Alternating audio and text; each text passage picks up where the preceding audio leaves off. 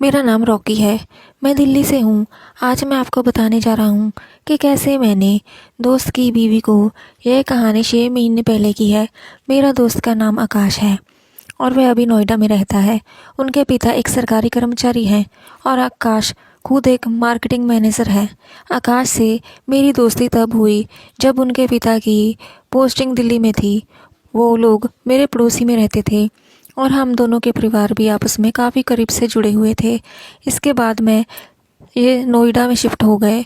आकाश की 2 साल पहले नोएडा में शादी हुई थी। फिर मैं भी अपने परिवार में साथ शादी में गया और जब मैंने उसकी पत्नी को शादी के जोड़े में देखा तो मैं उसे देखता ही रह गया था। रेड कलर की आउटफिट में वो बहुत ही परी लग रही थी। उसे देखकर मैं सोच रहा था कि अगर ये लड़की आकाश की जगह मुझे इससे शादी कर लेती तो मज़ा आ जाता। फिर आकाश ने मुझे अपनी पत्नी से मिलवाया। हम दोनों के बीच उसी समय है हेलो भी हुई। फंक्शन के बाद हम वापस दिल्ली आ गए। अब हम व्हाट्सएप और इंस्टाग्राम के ज़रिए बात करते थे। आकाश की पत्नी भी इंस्टाग्राम पर थी, इसलिए मैंने उसे फॉलो किया और उसकी पोस्ट और स्टोरी को भी कमेंट करना शुरू कर दिया। एक दिन जब मैं आकाश से बात कर रहा था तो उसने बताया कि अगले हफ्ते वह ऑफिस के काम से बेंगलोर जा रहा है।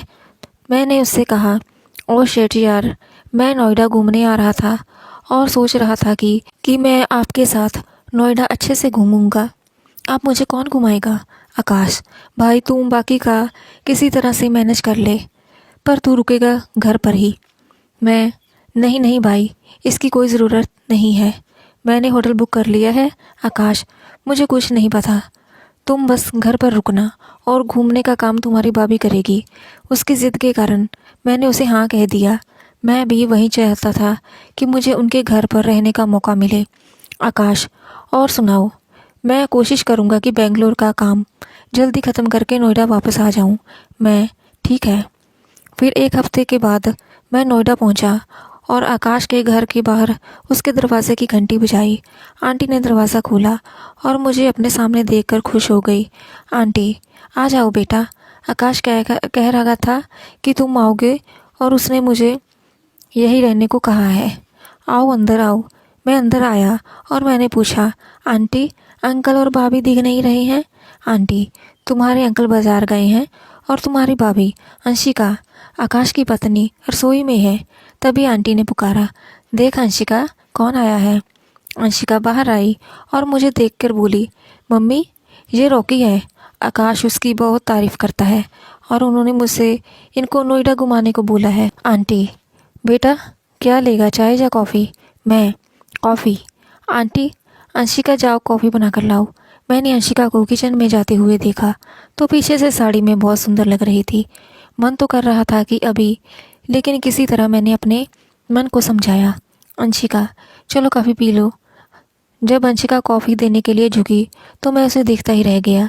मेरी नज़रों का पीछा करते हुए ये बात अंशिका ने शायद नोटिस कर ली थी, लेकिन बिना कुछ कहे उसने कॉफ़ी टेबल पर रख दी और वापस चली गई।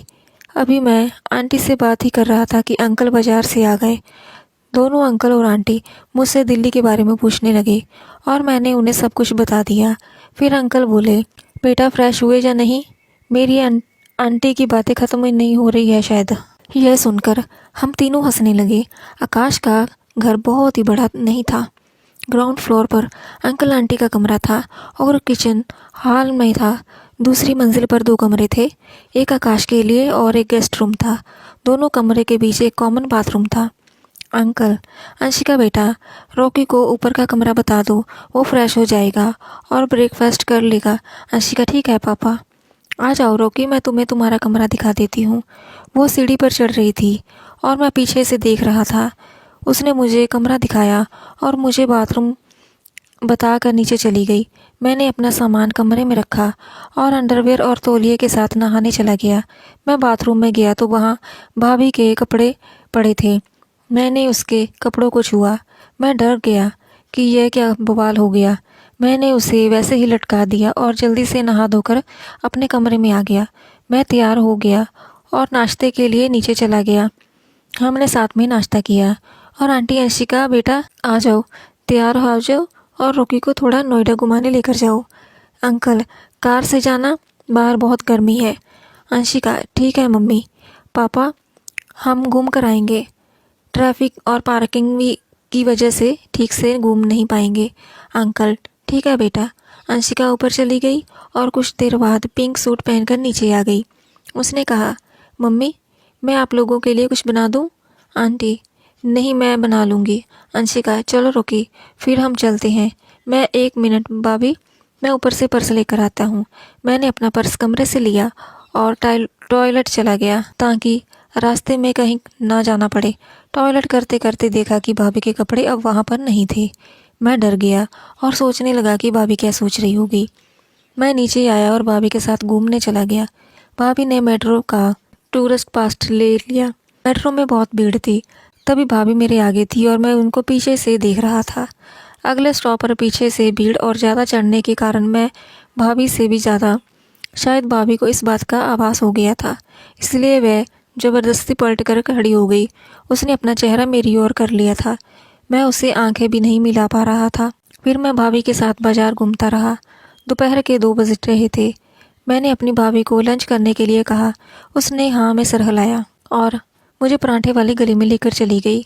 वहाँ हमने कुछ प्रकार के पराठे खाए और स्वादिष्ट भोजन किया। फिर हम दोनों वापस मेट्रो में आ गए। भाभी इस समय पहले से ही मेरे सामने से थी। मैं उससे आंखें नहीं मिला सका। वैसे लोगों को क्या लग रहा था कि हम कपल हैं। फिर हम घर आ गए। घर आकर अंकल आंटी ने टी से बातें करने लगे। भाभी फ्रेश होकर किचन से खाना बनाने लगी। अंकल, जाओ बेटा, तुम भी फ्रेश होकर आओ, फिर साथ में खाना खाते हैं। भाभी ने ये सब सुन लिया था और उन्होंने मुझे ऊपर जाते हुए देख लिया था। जब मैं बाथरूम पहुंचा तो देखा कि भाभी के कपड़े फिर से वही थे। उससे मैं नशीली स्मेल आ रही थी। मैं समझ गया था कि भाभी ने अभी तक धोए नहीं है, इसलिए मेरा हौसला बढ़ा और मैं सुनहरे भविष्य की कल्पना करते हुए नहाने लगा। खाना खाने के बाद सभी टीवी देखने लगे और कुछ देर बाद सब सोने के लिए चले गए। मैं भाभी से अभी भी नज़रें नहीं मिला पा रहा था। मैं भी अपने कमरे में जाकर सो गया। नोएडा घूमते घूमते मैं बहुत थक गया था तो गहरी नींद में सो गया था। सुबह उठकर बाथरूम में गया तो देखा मैं बाथरूम से निकलकर नीचे आया। हमने नाश्ता किया और घूमने के लिए निकल गए। आज भी मेट्रो में भीड़ थी तो भाभी आगे थी और मैं पीछे, लेकिन भाभी ने मेरी तरफ चेहरा नहीं किया था। लेकिन भाभी ने कुछ नहीं किया था, शायद उसे भी अच्छा लगा हो। आज ऐसा काफ़ी बार हुआ, लेकिन भाभी ने हर बार पीछे की तरफ खड़ी थी। शायद मेरे लिए ग्रीन सिग्नल था।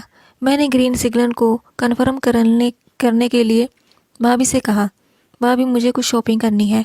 वह मुझे एक मॉल में लेकर गई जहां मैंने उसके सामने 2 बॉक्सर और एक टी शर्ट पैंट खरीदी। मैं, भाभी आपको कुछ लेना है? भाभी, रोकी, पहले तो भाभी कहना बंद करो यार, बड़ा अजीब लगता है। आप मुझे अंशिका भी कह सकते हो। मैं, ठीक है अंशिका, कुछ ले लो। अंशिका, नहीं नहीं, मेरे पास काफ़ी ड्रेस हैं। मैं, अंशिका, मेरी तरफ से गिफ्ट है, प्लीज़ प्लीज़ ऐसा मत करो अंशिका। ओके ओके, मैं, फिर क्या लेना है? अंशिका, मैं सूट लूँगी। मैं, कोई वेस्टर्न ट्राई करो ना। अंशिका, नहीं नहीं, घर में वो सब अलाउ नहीं है। मैं, ठीक हूँ। अंशिका, ये क्या है? ये अच्छा है क्या? फिर वह उसे ट्रायल रूम में लेकर गई और चेक करने के वापस आ गई। उन्होंने कहा कि फिटिंग भी सही है, मैं अंदर की फिटिंग भी देख लो। अंशिका, क्या कहा तुमने? मैं, कुछ नहीं। अंशिका मुस्कुराई और बोली, अंदर की चीज़ें तुम ही पसंद कर लो। मैंने हंसते हुए कहा, सोचो, फिर मना मत करना। मैं, जो लूँगा वो सब तुमको रखना होगा। अंशिका, अच्छा। फिर हम दोनों लेडीज़ सेक्शन में गए। एक नेट वाली मेरी पसंद नाइटी और साथ में वेस्टर्न ड्रेस की तलाश करने लगा। अंशिका, मैं ये वाली। ये नहीं प्लीज़, मैं नहीं पहन पाऊँगी। मैं, अरे यार, घर में का मैं देख लूँगा। वह कुछ नहीं कह सकी। फिर मिलने के बाद हम दोनों घर के लिए निकल पड़े। इस बार मेट्रो में अंशिका ने मुझे ऐसे पकड़ा जैसे मैं उसका पति हूँ। हम दोनों में से किसी भी कोई को शर्म या डर नहीं था। घर आने के बाद थोड़ी देर हो गई थी, इसलिए अंशिका आते हुए खाना बनाने के लिए किचन में घुस गई। खाना खाने के बाद मैंने अंकल से पूछा, अंकल, मगर आप आज्ञा दे तो क्या मैं भाभी को आगरा जाकर ताजमहल दिखा लाऊं? मैंने भी नहीं देखा है और उन्होंने भी नहीं। अंशिका, ये सब सुन रही हो? और अचानक ये सुनकर वो चौंक गई। अंकल, बेटा लेकिन अचानक ताजमहल?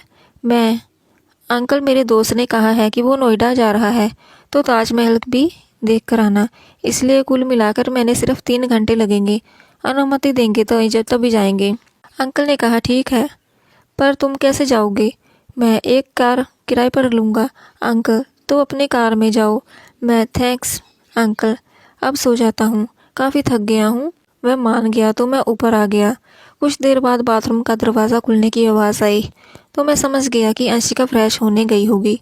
मैं जल्दी से बाथरूम के पास पहुंचा तो देखा कि अंदर कोई नहीं था। इसी बीच बाथरूम का गेट फिर से खुल गया और अंशिका अंदर देखकर चौंक गई मुझे। मैंने जल्दी से बाथरूम का दरवाज़ा बंद किया और उसे चुप रहने का इशारा किया। अंशिका ने धीमी आवाज़ में कहा, तुम यहाँ क्या कर रहे थे? कोई देख लेगा। मैं, सब सो गए हैं अब, मुझसे बर्दाश्त नहीं होता, प्लीज़ आओ ना। जब अंशिका ने चुपके से शावर चालू किया तो हम भीग गए। कुछ देर बाद अंशिका अपने आप ही पलट गई, फिर हम दोनों। आपको ये कहानी कैसी लगी कमेंट्स में बताएं।